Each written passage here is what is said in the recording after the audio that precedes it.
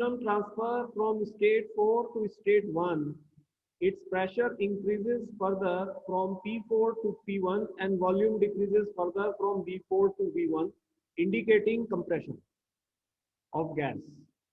So in this stage, the system is removed from cold sink. ठीक है, यानी कि सिंक से हम सिस्टम को हटा देते हैं. Since process of compression take place very fast and system is thermally insulated, hence no heat is gained or lost by the system to surroundings. क्योंकि प्रोसेस एडियाबैटिक जो प्रोसेस होता है बहुत तेजी से होता है, ना तो हीट आ पाती है ना हीट जा पाती है सिस्टम से सराउंडिंग से सिस्टम में, तो इसलिए कोई भी हीट गेन और लॉस नहीं होता है. ठीक है, और इसी कारण से कंप्रेशन हो रहा है और हीट गेन लॉस नहीं हो रहा है, इसलिए इस प्रोसेस को एडियाबैटिक कंप्रेशन कहते हैं. So hence step 4 involve adiabatic compression of gas. When gas is compressed, the internal energy of gas, the system increases. Hence its temperature increases from Tc to Th as system is removed from the cold sink. Finally the system attains its initial state 1.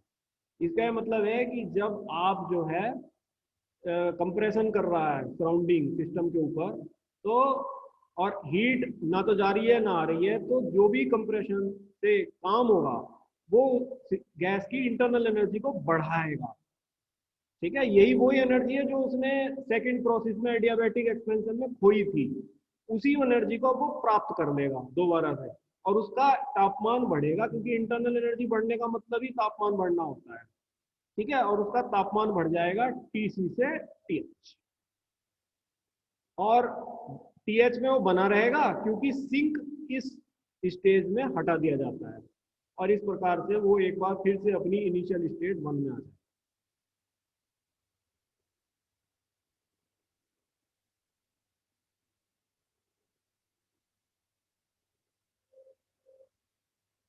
होता है भाई इसमें.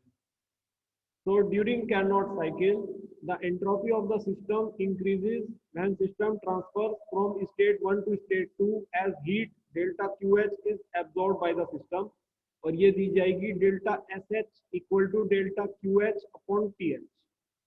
ठीक है, the entropy of system decreases by same amount when system transfers from state 3 to state 4 as heat delta QC is rejected by the system. तो delta QC upon TC equal to delta SC. क्या है कि बेटा TC कम है TH से, ठीक, तो इसी वजह से डेल्टा QC भी डेल्टा QH से कम है. ये मैंने आपको एक्सप्लेनेशन में शुरू में बता दी थी बात. तो जो इनका रेशियो है, अनुपात, वो सेम रहेगा, तो इसीलिए डेल्टा SH जो है डेल्टा SC के बराबर रहेगा, एंट्रोपी चेंज नहीं होगी. Yes, hello sir. यस, है कि during Carnot cycle, the entropy of the system increases when system transfers from state 1 to state 2 as heat delta QH is absorbed by the system. So delta SH is delta QH upon TH.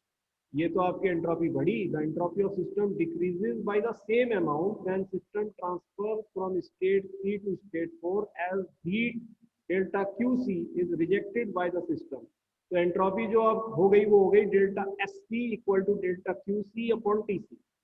Now the entropy of system remains unchanged during adiabatic processes. जो भी दो adiabatic processes हो रहे हैं उसमें entropy change ही नहीं होती, तो इसलिए हम ये कह सकते हैं कि पूरी साइकिल में जो एंट्रोपी चेंज है वो 0 है, यानी कि एंट्रोपी कांस्टेंट है. Hence the entropy of the system is constant over the entire cycle, right?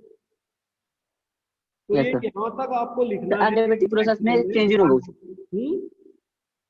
Yes, कुछ कह रहे हैं सर. एडियाबैटिक प्रोसेस में कुछ चेंज तो होगा नहीं. एडियाबैटिक प्रोसेस में कभी चेंज होगा नहीं.